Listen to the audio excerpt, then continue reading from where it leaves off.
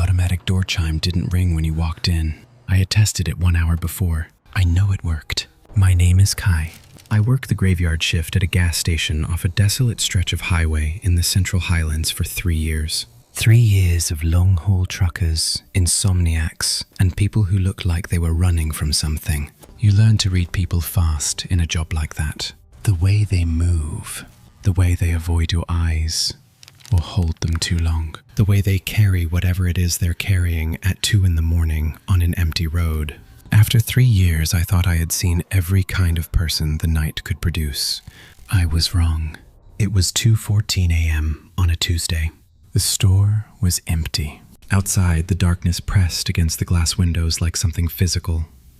The specific black of rural highway night, where there are no streetlights and the nearest town is 40 minutes in either direction. The only sounds were the fluorescent tubes humming overhead and the low, rhythmic churning of the slushy machine in the corner. I was leaning on the counter with a cup of burnt coffee when the headlights appeared on the security monitor. A grey sedan pulling smoothly into the forecourt. Pump 4. The man who stepped out was completely unremarkable. Medium height, faded blue windbreaker, dark slacks, a beige cap pulled low over his face, covered in the fine pale dust you collect driving these roads at night. He didn't look at the pump. He didn't look at the store. He just walked toward the entrance. The door swung open. Silence. The chime didn't sound. I stared at the door sensor for a moment, confused. I had tested it an hour earlier specifically because the quiet was getting to me. It had worked perfectly. "Evening," I said. He didn't respond, didn't look up. Walked with a strange, measured gait, arms swinging in a rhythm that was slightly too even, slightly too precise. Straight to the back cooler.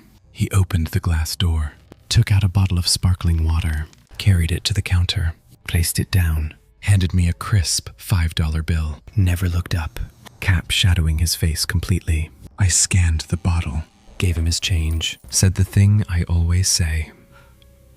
Safe travels. He turned and walked out. The sedan pulled onto the highway and disappeared into the dark. I stood at the counter. Odd, I thought. But odd is the baseline out here. I went back to wiping down the counter. 14 minutes later, the grey sedan pulled into pump 4. The rag in my hand went still. I stared at the security monitor. The same car. The same fine layer of pale dust on the hood, catching the canopy lights the same way. The door opened, and the man in the faded blue windbreaker stepped out. Same cap, same windbreaker, same posture. My first thought was rational. He forgot something. People do that. They drive off and realize they needed a receipt or left their sunglasses on the counter. But the chime, again, made no sound, and he walked the exact same path. Same measured gait, same arm rhythm, straight to the back cooler. Glass door open, sparkling water, counter. Did you forget something? My voice came out tighter than I intended. He said nothing. He placed the bottle on the counter. He handed me a $5 bill. My eyes dropped to it before I understood why. There was a small red ink stain on the corner of the portrait. Faint, like an old pen mark that had been through a wash cycle. I had noticed it the first time and thought nothing of it. This stain was in the exact same position, the exact same shape, the same bill. My hands were trembling as I made the transaction. He took his change and walked out. I moved to the window and watched the brake lights flare red as the sedan disappeared into the highway dark. I stood with my forehead against the cold glass for a long time. Then I walked back to the register and opened the cash drawer. 2 $5 bills, side by side, both with the same red ink stain on the same corner. At 2:42 a.m., the headlights returned. What I felt in that moment wasn't a rush of adrenaline. It was the opposite. A slow, total replacement, as though something cold was moving through my bloodstream from the outside in. I backed against the cigarette display behind the counter, palms flat against it, needing to feel something solid. On the monitor, the man stepped out of the sedan, but this time, he didn't walk toward the store. He stopped at pump 4, reached out and lifted the fuel nozzle from the holster. didn't open his gas cap, just stood there, holding the nozzle at his side, completely motionless. I kept my eyes on the monitor. I couldn't make myself look out the actual window. The digital display on pump 4 began to move. Not forward, backward. The numbers rolling in reverse, fast. The gallons and price spinning down as though unwinding something that had already happened. The man didn't move, didn't look at the display, just stood, holding the nozzle, perfectly still, like a figure someone had placed there. I reached for the phone, dialed the local dispatch number I had memorized years ago. I pressed the receiver to my ear. No dial tone. No static. Just a voice. My voice. Distorted and flattened, looping on a short track. Evening. Evening. Evening. I dropped the phone. It swung against the counter on its cord. When I looked back at the monitor, the pump island was empty. The sedan was still there, but the man was gone. I turned my head slowly toward the front windows. He was standing on the other side of the glass, inches away, looking directly at me. He had removed the cap. I need to be careful about how I describe what I saw, because the human brain is not built to hold it cleanly, and I've had years to try. There was a face, but it was wrong in a way that goes beyond physical description. The features were there. The placement of eyes, nose, mouth, but they were unfinished, smooth in places where there should have been depth. The eyes were shallow curved indentations, like thumbprints pressed into pale wax. No color, no movement. His mouth was a thin, closed line that did not move.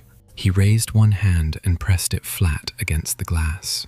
Where his palm made contact, frost spread outward immediately, branching across the window in fast white lines, and I felt the temperature in the store drop in real time, a wave of cold moving through the air toward me.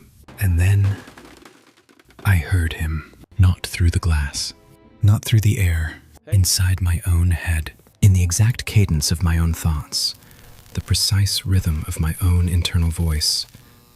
Something spoke. The rhythm is broken. The loop must close. I don't remember deciding to move. I remember the motor oil display going over, plastic bottles hitting the floor, and then the back office door slamming behind me. The deadbolt throwing home, my back sliding down the steel door until I was on the floor in the dark, with my knees against my chest. I sat in that corner until light began showing under the door. The morning manager found me there at 6. I told him I'd had a panic attack. I didn't tell him the rest. I gathered my things, walked through the store, and before I pushed out the front door, I glanced at the register display. The night's total sales figure was a negative number, matching, almost exactly, the fuel capacity of an average sedan's tank. I quit that morning. I have never driven that stretch of highway again. I don't have a clean explanation for what I experienced. I've tried building one for years. Microsleep, dissociation, the specific madness that accumulates in a human brain after 3 years of graveyard shifts in an empty fluorescent box. But there are 2 $5 bills in an evidence bag at the bottom of my old desk drawer at home. I never threw them away. Same red ink stain, same corner. 2 bills from the same transaction. Some nights, I take them out and look at them for a while, just to make sure I'm not misremembering. I never am. I still have the brass key on my nightstand, because I know what's locked inside that bathroom, and I will never let anyone open that door again. My name is Home. I worked the overnight shift at a large highway convenience store just off the interstate, in the middle of nowhere, during one of the worst storm seasons the region had seen in years. I need you to understand the geography of this place before I tell you what happened. The store was enormous for a gas station. Long center aisles, towering shelves, a back wall of refrigerators, a coffee station, an automotive section, bright as an operating room. The kind of artificial daylight that makes you forget it's 3 in the morning. But the cameras didn't cover everything. There were 4 blind spots, dead zones where the lenses couldn't reach, regardless of how they were angled. Corners behind tall shelving units, a section of the back aisle, the space just beside the entrance. Management knew. They had it on the maintenance list. They never fixed it. It was late November. The rain that night wasn't falling. It was attacking. Sheets of water driven horizontal by wind, hammering the storefront windows so hard you couldn't see the highway. A mudslide had closed the interstate a few kilometers north. The station, normally a steady stream of overnight traffic, had gone completely dead. I was the only employee on shift. 10 p.m. to 6 a.m. 8 hours alone in a building the size of a small warehouse. At 11:30 p.m., the front doors slid open. A man walked in. He was exceptionally tall. The kind of tall that registers wrong in an indoor space, where you instinctively recalibrate your sense of proportion. He wore a thick, bright yellow raincoat, hood up, dripping a puddle onto the welcome mat within seconds. The hood was pulled so far forward that his face was entirely in shadow. He didn't browse, didn't glance at the shelves, walked directly to my counter with a stride that was heavy and purposeful, each step landing with an exactness that felt deliberate. The smell reached me before he did. Wet wool, ozone, and something underneath those. Something sickly sweet and wrong, like fruit that had gone past rotten into something else entirely. He stopped at the counter. Bathroom key. His voice was deep, resonant, and completely flat. No inflection, no variation, as though the words were being played back through a speaker at a slightly wrong speed. "Sure," I said, keeping my voice even. I reached under the counter for the brass key on its wooden block. Exterior entrance, around the left side of the building, last door. He reached out and took the key. His hand brushed mine. The cold was immediate and total. The kind of cold that doesn't feel like low temperature. It feels like the absence of something, like touching a surface from which all warmth has been deliberately removed. He turned and walked back out into the storm. The yellow coat disappeared into the curtain of rain. I stood at the counter and told myself, tall guy, weird vibe, bad weather. People get strange when they've been driving for hours in conditions like this. I went back to restocking the energy drink display. 30 minutes passed. The seed of unease in my stomach had grown into something I couldn't ignore. 30 minutes in an unheated exterior bathroom, in a freezing storm, with no other cars in the lot. I pulled on my coat and went out. The rain hit me like a wall. I jogged around the side of the building, security lights throwing hard shadows against the cinder block. The bathroom door was locked. I knocked. "Hey, you all right in there?" Wind. Rain. Nothing else. I knocked harder. Still nothing. I found the master key. Slid it in, turned it, pushed the door open. The fluorescent light flickered on automatically. The bathroom was empty. Not just unoccupied. Completely, geometrically empty. The single stall door was open. No one at the sink. The small frosted window near the ceiling was bolted shut from the inside. The bolt corroded, wrapped in cobwebs that hadn't been disturbed in months. There was no way out of that room except the door I had just unlocked from the outside. And sitting on the edge of the sink, perfectly centered, the brass key. I stood in that doorway for a long time with rain soaking through the back of my collar. Then I picked up the key, locked the door behind me, and walked very quickly back to the store. I needed to see the security footage. I needed the footage to show me something my brain could process. A sequence of events with a logical gap I had simply missed. I pulled up the cameras from 11:30 p.m. The man entering, taking the key, leaving. The exterior camera showing him walking around the building, unlocking the bathroom, stepping inside. The door closing, and then nothing. 32 minutes of static, unchanging frame. The door never opened again, until I appeared in the rain. I sat with that for a moment. Then I switched to the live interior feeds. Something was wrong with the store. It took me several seconds to identify it because the wrongness was subtle. The kind of shift you perceive before you can name it. Like when a piece of music goes half a step flat. The product packaging on the shelves looked slightly off, muted. I leaned toward the monitor, then looked up at the actual shelves. The text on the packaging was mirrored, reversed, as though I was reading it in a reflection. I looked at the digital clock above the coffee station. The numbers were not numbers. They were shapes, angular, geometric symbols I had never seen, pulsing very slightly at their edges. And the sound. The refrigerators had stopped humming. The wind had stopped. The rain, which had been hammering the building continuously for hours, was simply gone. The silence was so complete it had its own texture, pressing against my eardrums from the inside. I turned around slowly. Wet footprints were appearing on the dry linoleum floor, large boot prints, waterlogged, beginning at the far end of aisle 3, one of the blind spots, not static, appearing one at a time, each one a step, moving deliberately down the aisle toward the front counter. Slap. Pause. Slap. Nothing visible. Just empty aisle and water materializing on the floor, moving toward me. I scrambled to the monitor and switched to the aisle 3 camera. On screen, empty aisle, no footprints, no movement. Nothing.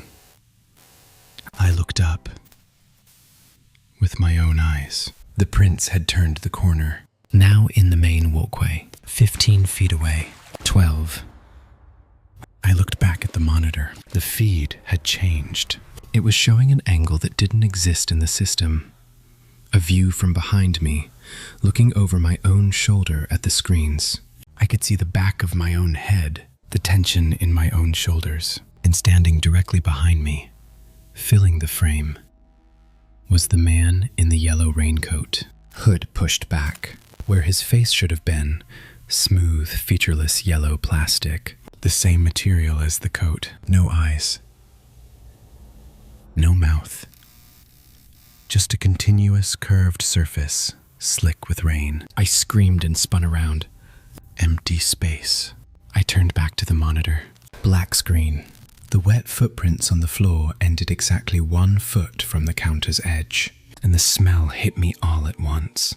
Wet wool, ozone, and that rotting sweetness, dense and suffocating, filling every corner of the air around me. I don't remember making the decision to run. I remember the wet linoleum coming up fast as I slipped, vaulting the counter. I remember the locked front doors, and my hands shaking on the latch. I remember the rain outside, sudden and real and cold, and the dark highway under my feet.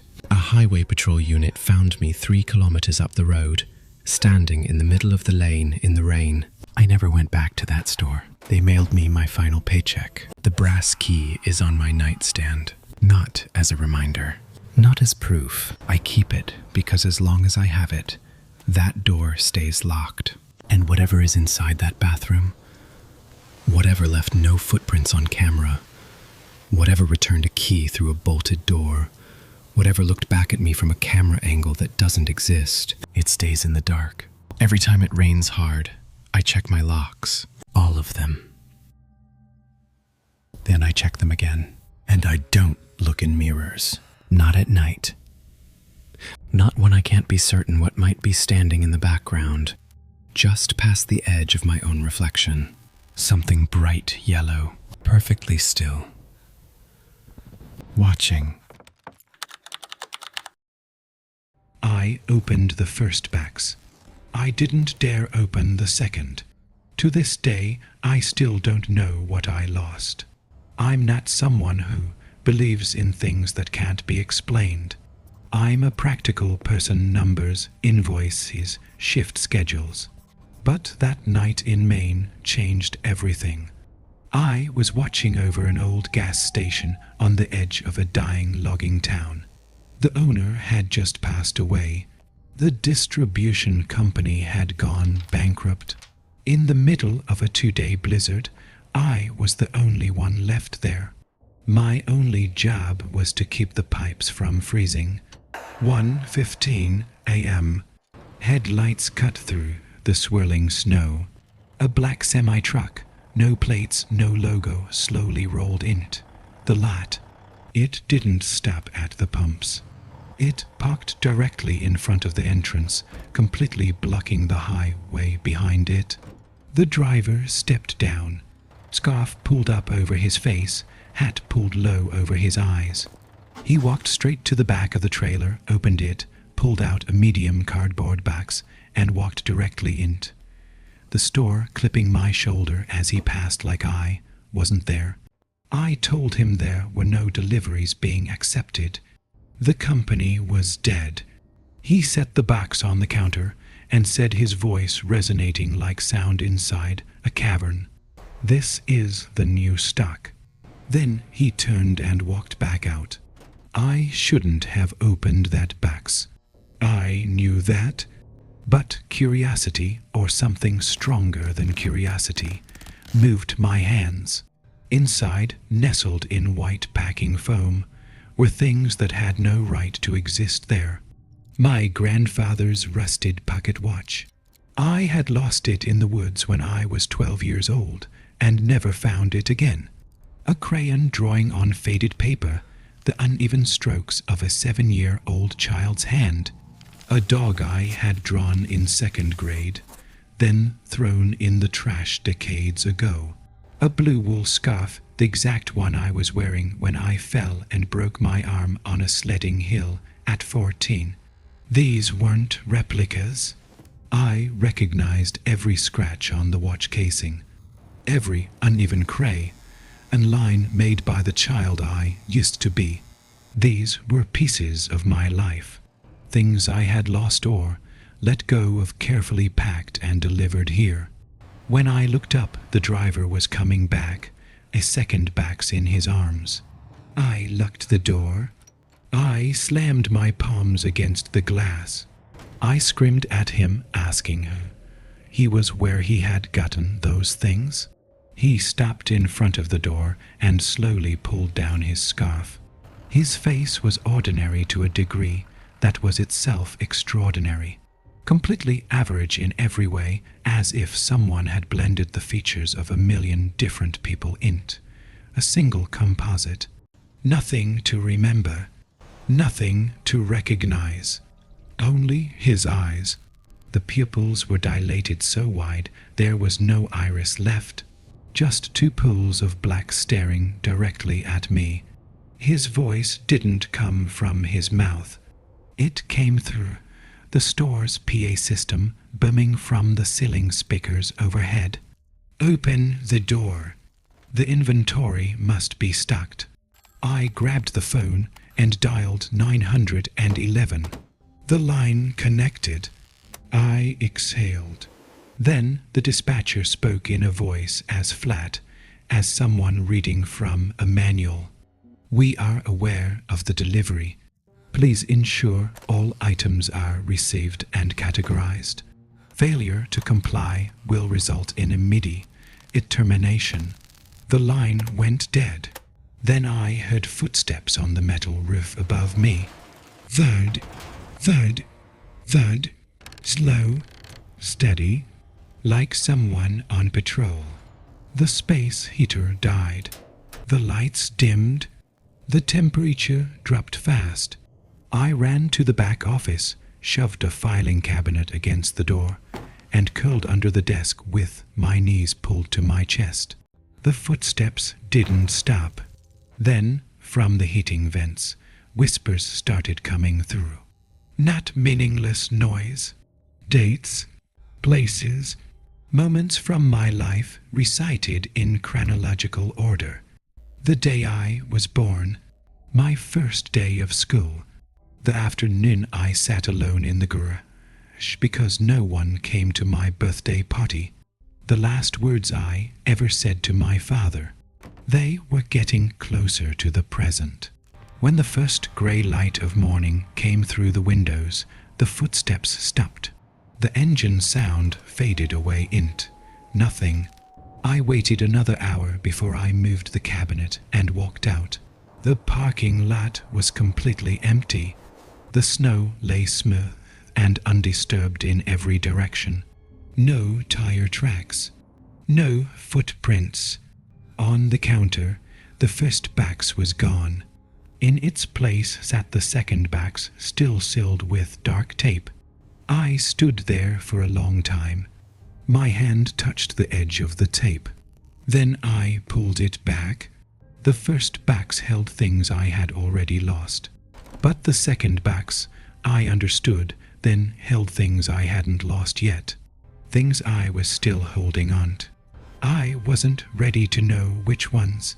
I walked out of the station and left the door open wide to the freezing wind. I walked toward town through knee-deep snow. The following week, I left the state.